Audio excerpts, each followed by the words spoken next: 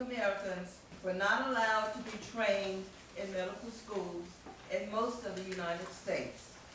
Only a few medical schools would admit black students, regardless of their academic excellence. For those who were successful in achieving a medical degree, specialized studies and hospital privileges were almost unattainable, as very few hospitals allowed training and treatment. In fact, most aspiring black doctors went to countries overseas to get their medical training.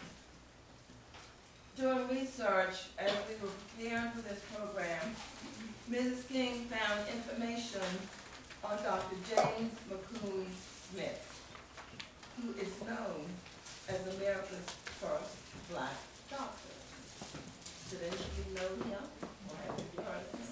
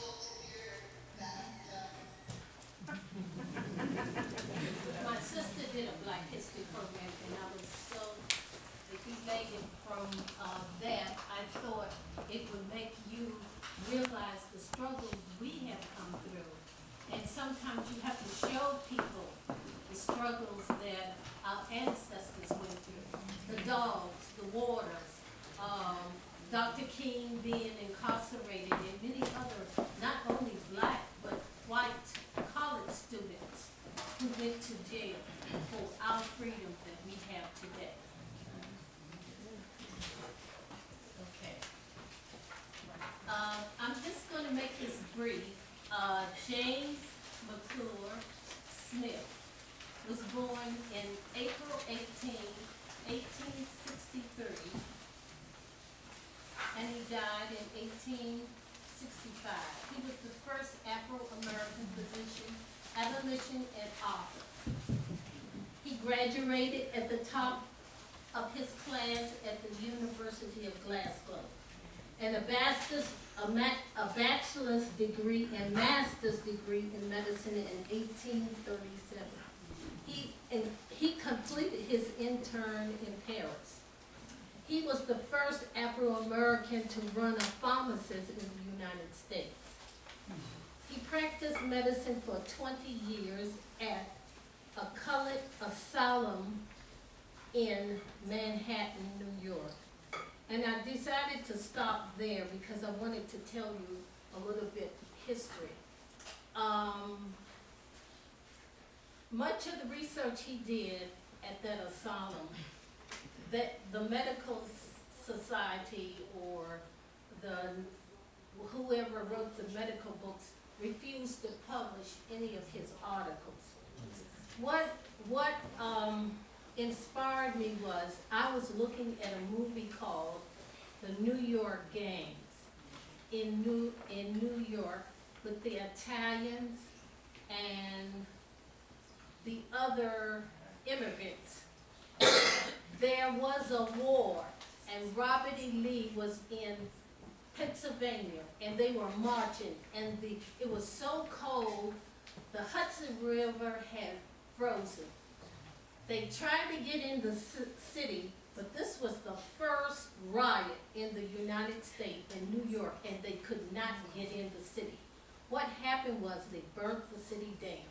And when they did that, there was a boys' home. And in that home, Dr. Smith was in the orphanage. They ended up killing 100 children. But they were able to exit out of the back door in a boat to save some of the children. So history is around us, and we're just not aware of how instrumental our race has been in helping create history. So we take our hats off to Dr. James Smith for his courageous work and laying the foundation for the black race. And I'm going to end there.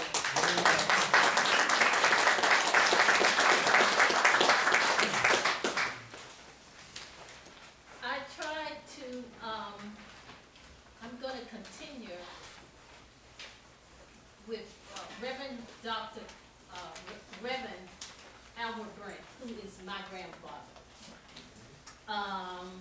Did you want me, Mrs. Coleman, to continue on that? Okay. I had planned to do bongo drums, but I couldn't find no young person to help me.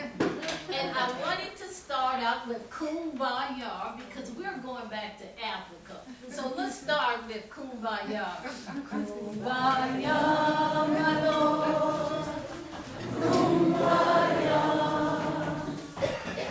Kumbaya, my Lord. Kumbaya. Kumbaya, my Lord. Kumbaya. Oh, Lord. Kumbaya. My grandfather, great-grandfather, came from Kenya or from Ethiopia. And he came on the slave ship, and he was a medicine man. He was traveling, he was out of his region doing hunting, and the slave traders caught him. They put him on a ship and took him across. But on the ship, there were many people that were sick. The ones they couldn't help, they threw aboard. But the ones they could help, my great-grandfather had to have a herb. He's known for a herbal doctor. He had different, which we still use today, and I have a remedy that I'm gonna post for you all, that you might wanna try. But he healed the slaves. So when he got to Norfolk, Virginia, he jumped ship, but they still caught him, and he still was incarcerated as a slave. So I just wanted you to know that that he was to be next in line to be a prince.